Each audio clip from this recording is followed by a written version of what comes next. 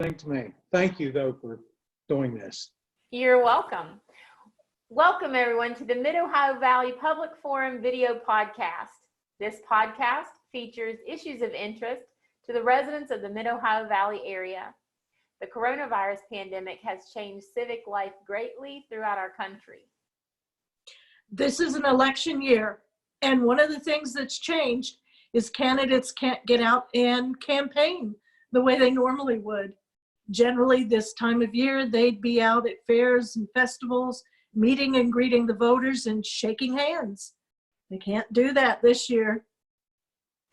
So many of our initial podcasts will be interviews with candidates for local and state offices. We've concentrated our efforts on those with primary challenges, but we'll be speaking to people again in preparation for the general election in a few weeks. So if you're a candidate and you're interested in being interviewed, you can reach out to us through our Facebook page, that's MOV Public Forum, or via email, movpublicforum@gmail.com.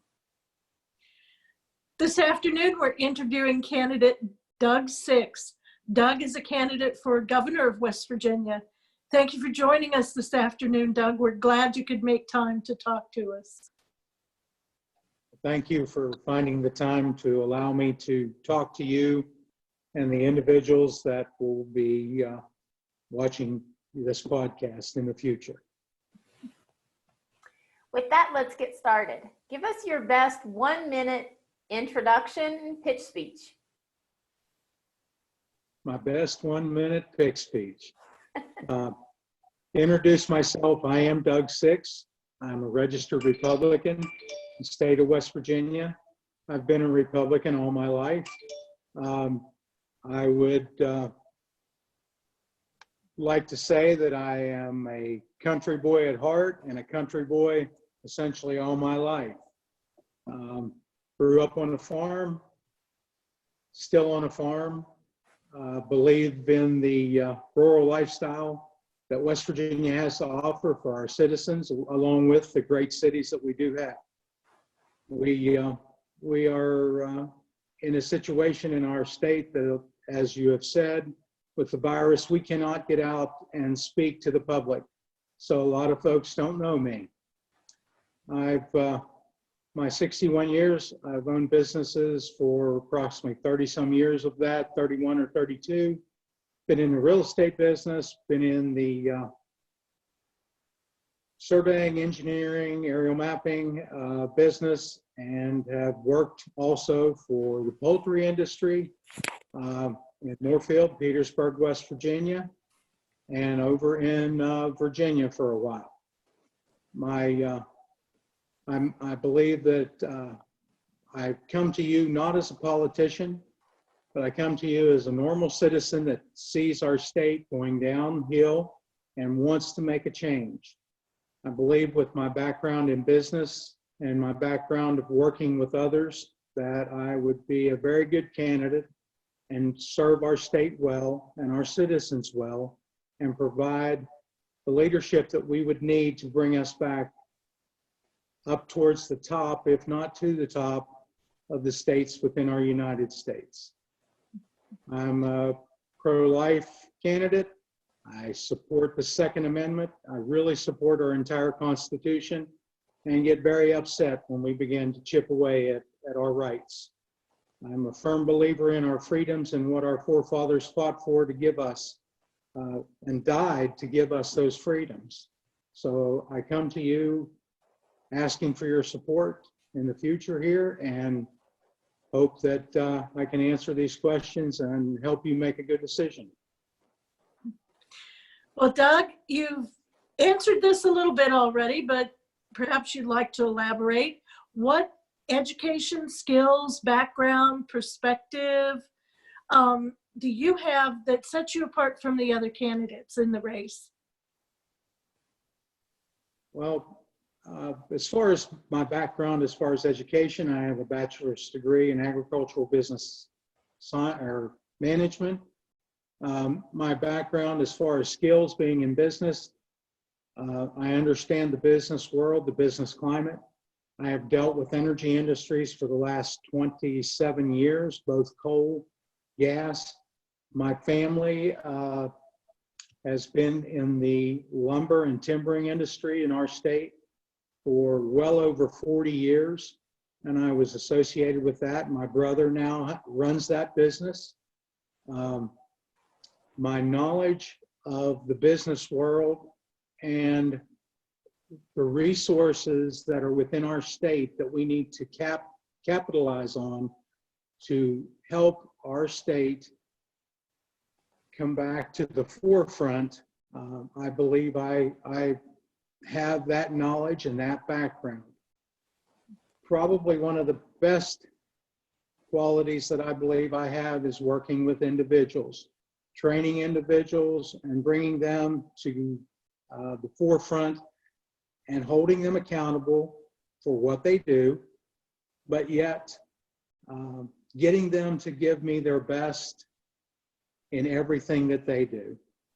I believe that our state has a lot of good individuals in it that just need to be lifted up and brought to the forefront and then held accountable for the decisions they make, and help us bring our state back to where we can be a leader in our nation. So those qualities I believe I have. In the business world, able to manage budgets, manage what goes on. My wife and I have a business that had 130 plus employees.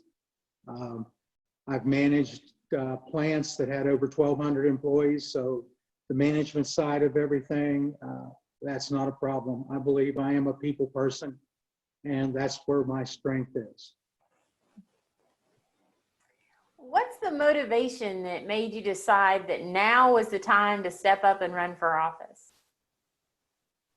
Well, I'm not sure that now was the time because of the virus, because a lot of people really do not know me. I'm not like a lot of the candidates that are out there that have been in political office before and are well known. I have never been in politics. I decided to run because I'm tired of the politicians taking the tax dollars from not only the businesses and the hardworking citizens of our state, but we also get the federal funds. And we tend to believe that we don't look at the federal funds as being funds of the citizens of our state. We look at those as being freebies. They're not freebies. We all pay for those one way or another. There's nothing free in this world. We just don't have that. We pay for it somehow, some way, somewhere. So I believe that our elected officials are lax in the way they look at that because they believe it's free funds. Those funds come to us, or if we're able to get those funds, we need to utilize those in the best way. And what has really made me want to run is because I see the corruption and the money that goes back and forth, and it is very disturbing to me. I believe that that money needs to be placed in programs and in projects that will benefit the citizens of our state, not just the individuals who get elected into those positions or are sitting in Charleston. So I just was fed up with the way it was, what I could see, and decided that I'm going to try and make a change. I'm going to be the normal citizen that says enough is enough, and let's bring some common sense, some dignity, some honesty, and accountability to the governor's office of the state of West Virginia. So Doc, what do you think is your wow factor? What is the thing about you that voters maybe don't know, but if they did know, it would make them say, wow, I'm going to vote for that guy? Well, I think me not being a politician is probably one of the first, but I believe that if you really know me, you understand that I'm truthful, honest, and I really want the best for the citizens of the state. A wow factor, I don't know if there is an actual wow factor for me to say that everybody would think that it would be great to vote for me. I believe if they really want to change and want to try and change our state, and if those that, whether you would vote for me or not, would want to work with me and put our state together, I think together we can put it back to where it needs to be on the right track. I believe we can make it better for each individual. And I think that it will be, as far as a wow factor, I am very honest with my comments, and I will not make promises that I cannot keep. So that's probably the biggest wow factor of anybody in this campaign. I don't make promises if I can't keep them. So if you're elected, tell us the top priority that you'd like to accomplish during your term in office. The top priority that I would like to accomplish if I were during my term in office. I had a lot of those top priorities until the virus hit, because now I don't think anyone really knows the situation that the next governor is going to be in. Our current governor probably has a better handle than anyone. However, there are several things, or the biggest thing that I would like to change is to put back into the office of being the governor, that office is an open office for the people of the state of West Virginia, and that I have an open door policy. I always have had an open door policy. I believe our citizens and our employees in our state need to have that open door to the governor. So I really want to do that, and I want to hold, the main thing is to get everyone that's in our state to believe in themselves that we have the best state in the nation, and that we're going to become, or we grow back to where we are the best state in the nation. Well, Doug, I'm over 60 decades old, and I think every candidate for governor that I can remember in my lifetime has promised to make West Virginia a more prosperous state and bring more jobs into the state. But here we are, and nothing has changed. We continue to lose jobs, and we get poorer all the time. So do you have a plan for how to turn this around and do what none of the other candidates or governors have promised to do and haven't been able to do? Do you have a plan to do it? Oh, that's kind of where I'm different than the other candidates.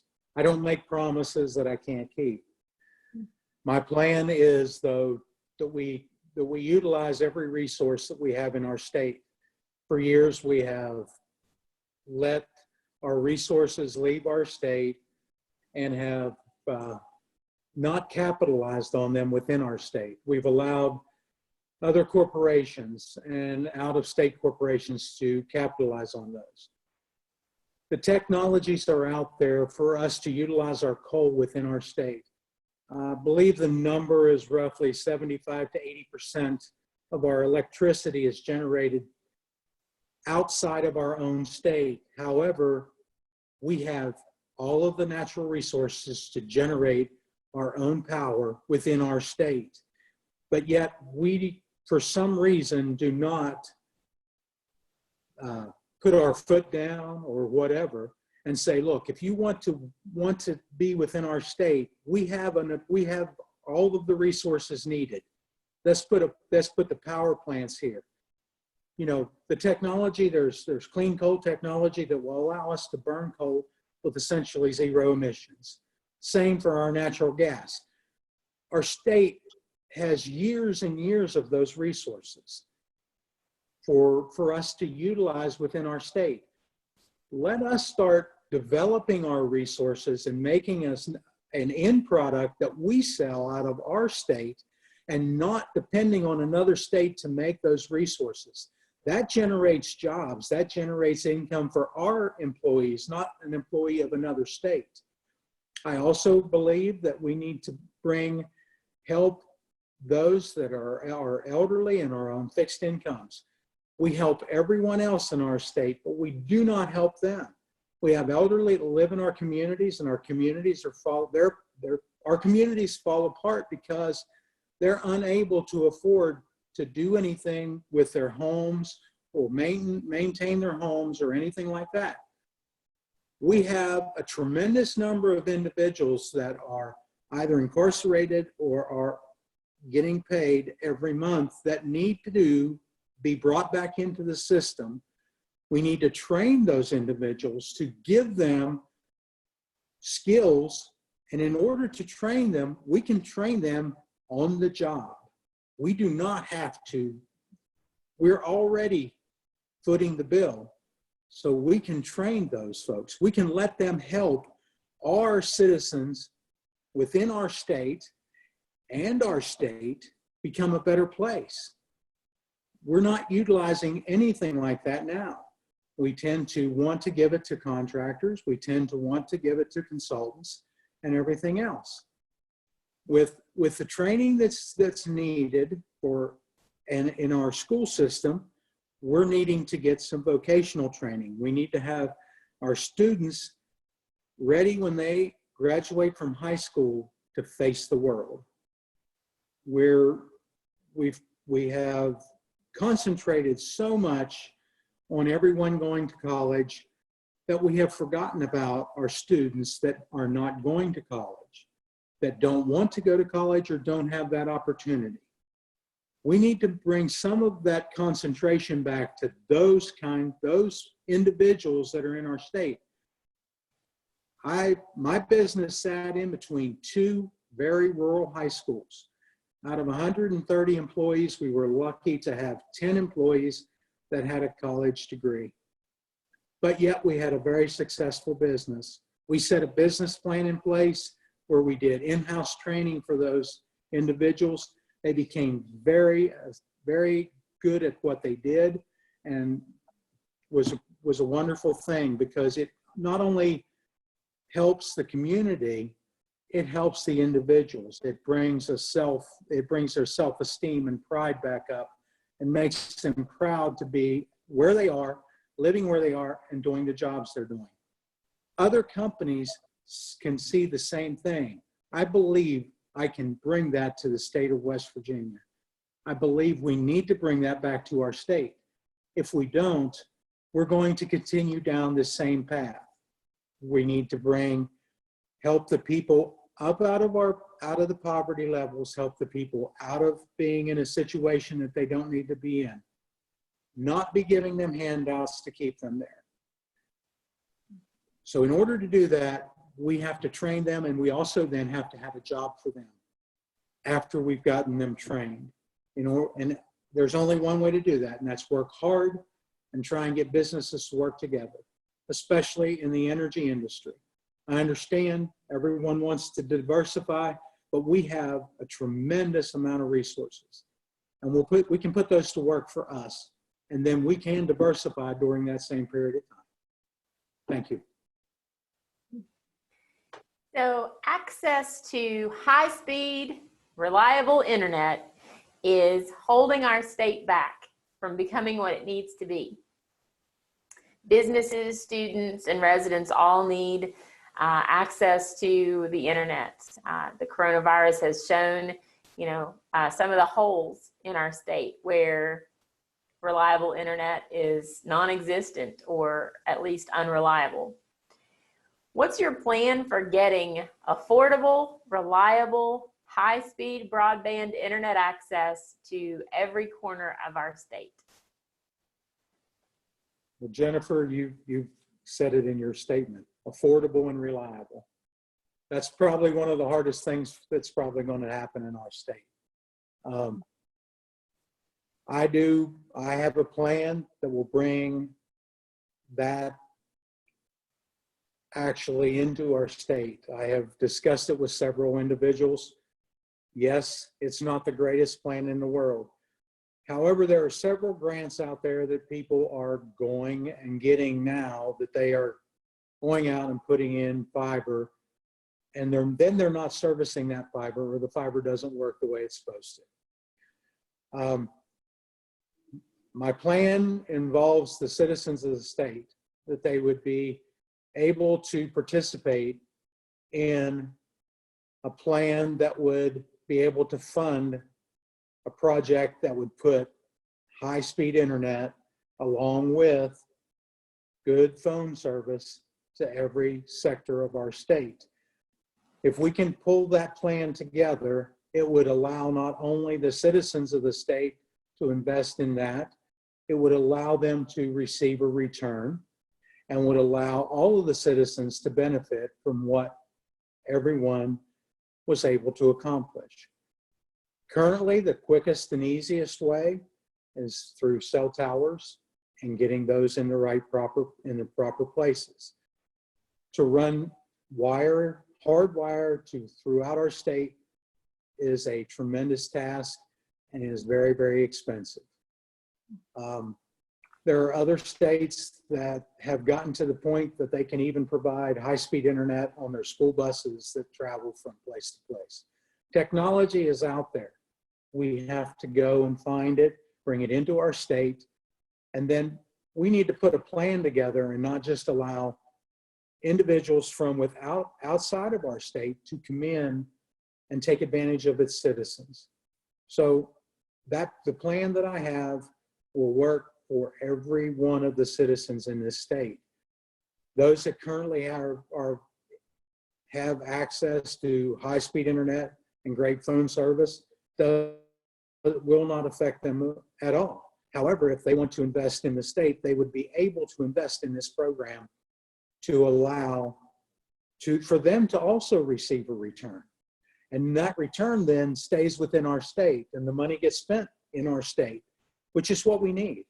We need to keep our tax dollars here. We need to keep our income here. We need to generate and make our state, I hate to say this, but we need to make our state kind of the state that we can take care of ourselves. We don't need a lot of outside sources. So Doug, everyone knows that the population of West Virginia has been declining for decades. And, you know, our children that go to school here, they get educated, and then they have to move elsewhere to get a good job. Other people are not relocating here either. So do you have a plan to turn this population decline around?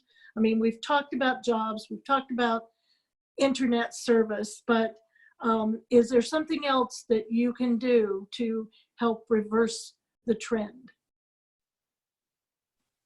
Well, the citizens of our state continually get beat up by our national television, radio, whatever. We have a tremendous state that has a lot to offer. When we talk about bringing more jobs, that does keep your individuals here.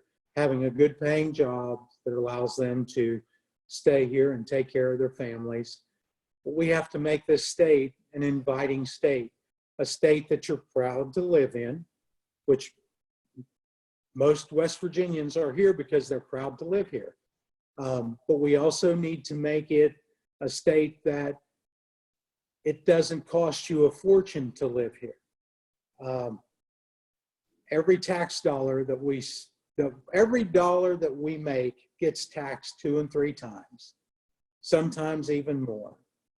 So we need to look at our tax system within our state. We need to look at how we're going about collecting those taxes and how we can change that. We need to make sure that everything that we're doing in every other sector to make our state become more attractive allows individuals to set up their own small businesses. We need to we need to work as a state to promote our internal small businesses, not only within our state, but across our countryside. There are people travel for miles to come and get certain things within our state. We've got tremendous wood products. We've got tremendous individuals, and there is no state out there that has a more beautiful countryside than ours does. It's very diverse. We have farming areas. We have beautiful woods. We have beautiful rivers. People come and fish. I mean, this is a state that really can shine, and people would want to be here, but we have to make it very inviting for them to be here. And in doing that, we do have to change the way we as a state tax them and take their income, because that's what it's all about. People have to be able to afford to live here. So we've asked about what we see as some of the major issues facing our state, but there are many others. Aside from what we've already talked about, what do you see as the 3 largest problems facing West Virginia? And give us your nutshell plan for dealing with them. 3 largest problems as we're going down the road right now. 3 largest problems. We, not knowing our shortfall currently as far as our budget is going to be one of the largest problems. I think that will be probably the first problem for the next governor, whoever it may be, to try and address. At that point, we are going to need to make decisions on how our monies are spent and where and how they benefit the citizens of our state. Our educational system is, and it's no fault of our educators. We have failed our educators and our children, in my opinion.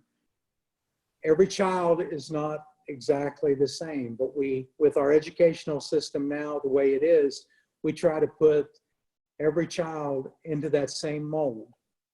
And there's nothing personal about our educational system now.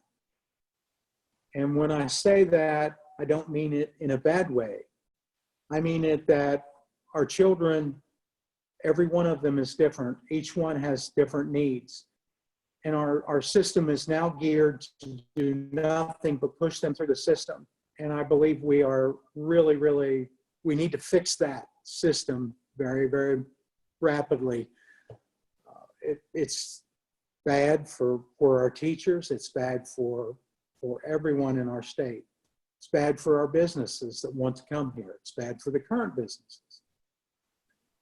The assistance, we are a state that has over 40, I think around 42, 43% of people that are not contributing to our state, and and it's some of those, there is nothing we can do to help that. But we need to develop a program that does bring them out of that and puts them back into being productive individuals in our state. We need to not be, as I would call it, just a handout state. We need to be a hands-up state. If you're here, you need to pick up and work and become a productive person in our society and in our state. I'm all for drug testing.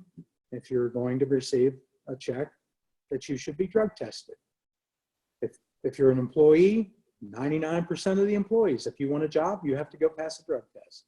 If you want that check, you have to go pass a drug test. So there's a few things there that I believe we need to do that will help improve our state.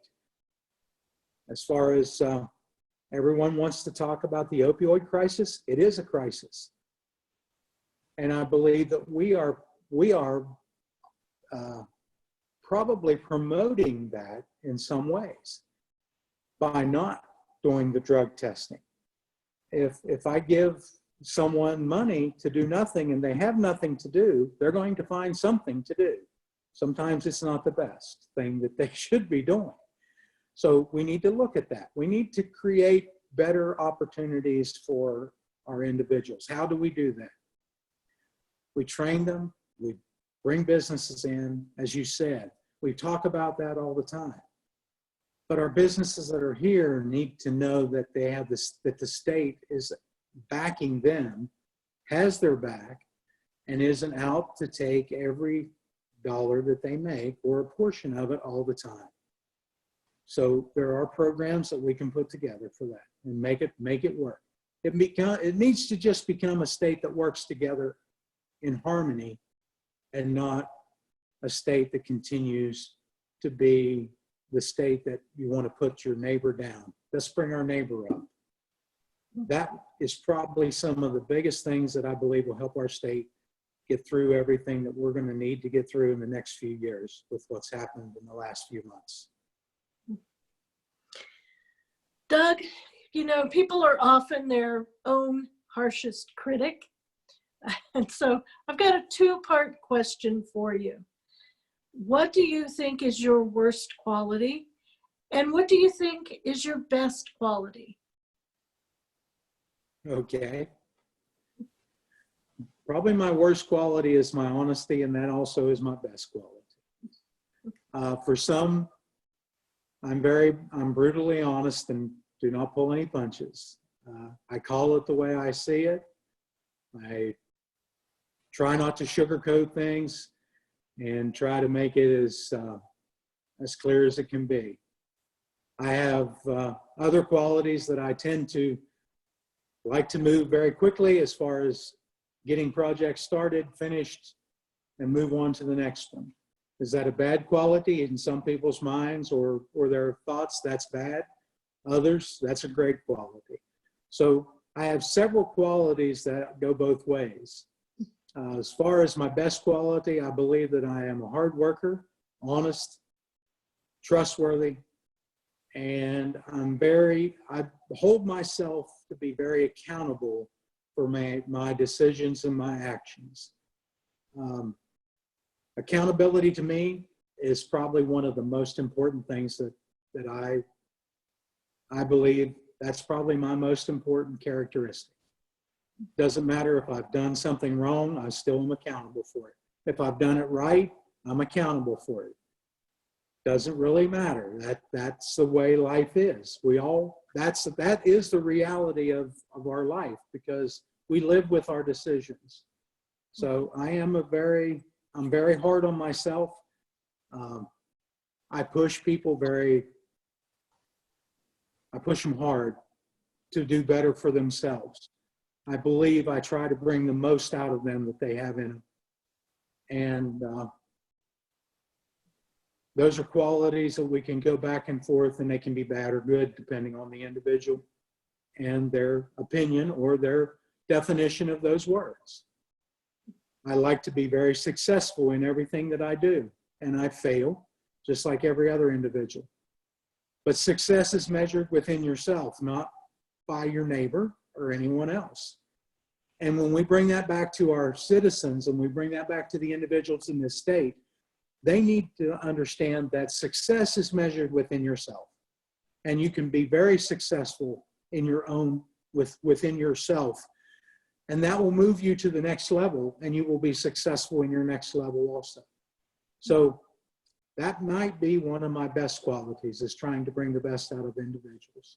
And my worst is probably trying to push them as hard as I can. So, thank you. Okay. Well, with that, let's get to know you, the person. What's your single most favorite thing or place in our state? Not the people, they're not a thing or a place. We all love West Virginians, but. Well, I have traveled throughout a large portion of the state because of the work that we have done in the past 20-some years. We've worked over a large portion of the state. Probably one of my favorite things is we have a place down near Smoke Hole, down near Seneca Rocks. That might be where my favorite place to go is, and I don't get to go there very often. I love to fish, I love to hunt, and I have done that in many places across our state and have thoroughly enjoyed it. If I have to pick a place that I like to go the most, it's probably down in Smoke Hole, down in Pendleton County.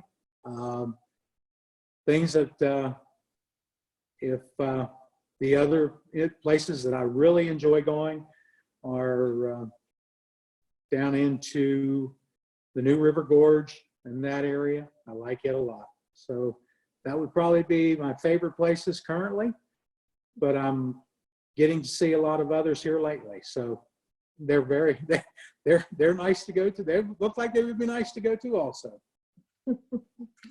So Doug, what are your personal core values? My personal core values: I'm a God-fearing man. I believe in the Bible. I love my country. I love my state. I hold our Constitution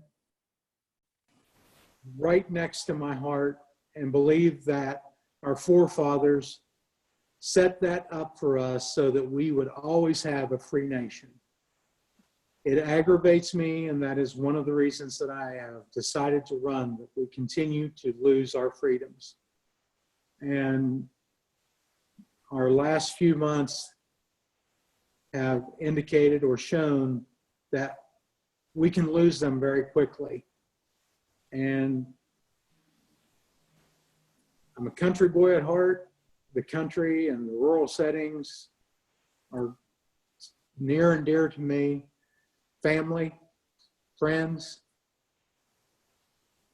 that's pretty much me. And that I am a truthful, honest person, and I won't lie to you under any circumstances. Well, what would you say you're most passionate about as an individual? As an individual, I'm passionate about our country being successful and leaving our country or our children in a better state than it is in now.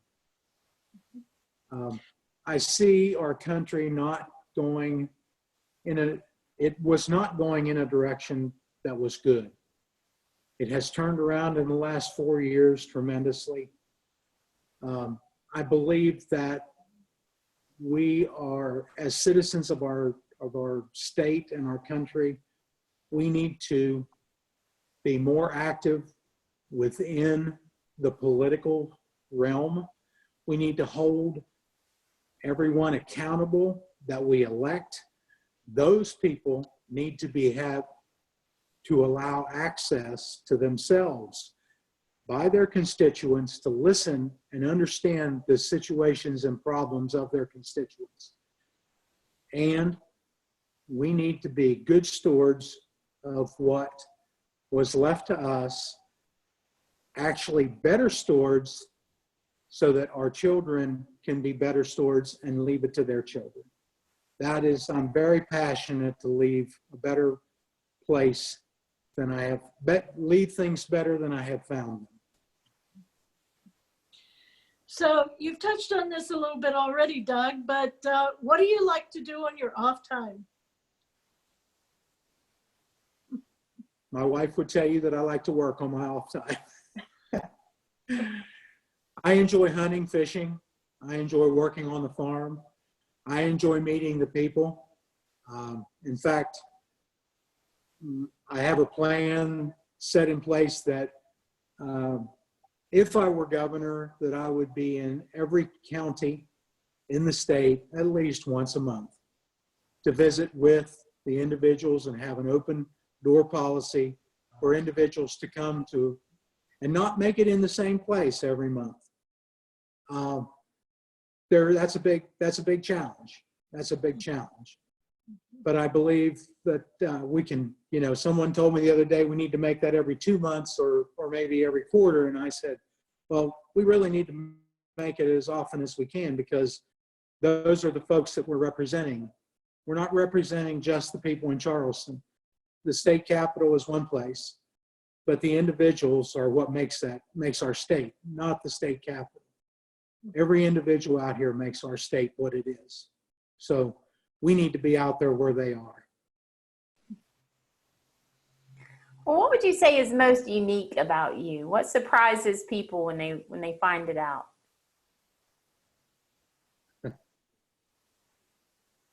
What surprises people? Most people right now are surprised that I'm running for governor of the state of West Virginia, but other than that, most people believe when you're in business that you're not as honest as you are, that you don't hold yourself to a level of accountability or truthfulness or service to them that most people do. I think that surprises many people that that I've been in business all my life, and that I believe wholeheartedly in being truthful with everyone that you work with. Not only the people that you work with, but also your employees and everyone else around you. So that to me, I believe, probably surprises most folks, that I just don't sit and lie to them. I'll tell you, I won't answer a question if I have to lie to you about it. I'll just tell you I can't answer it because I'm not going to lie. So that's the way it is.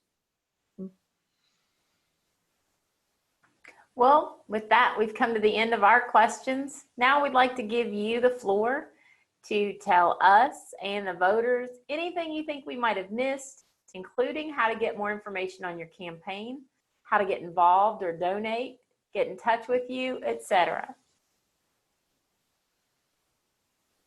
Well, thank you very much for allowing me to come on today and talk with you. To the voters and you, I'm a person that most people would say you shouldn't be doing what you're doing.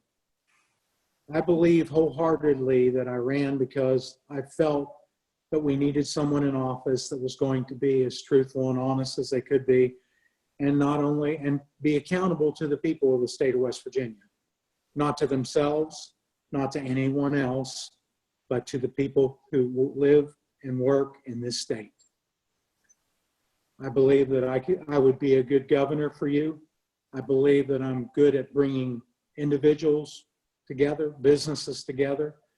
Believe that we can make our state shine like new money and make people proud to live here, make people proud of their small towns, bring those small towns back to life, at least make it so that when you drive through those small towns that if the people are not worried,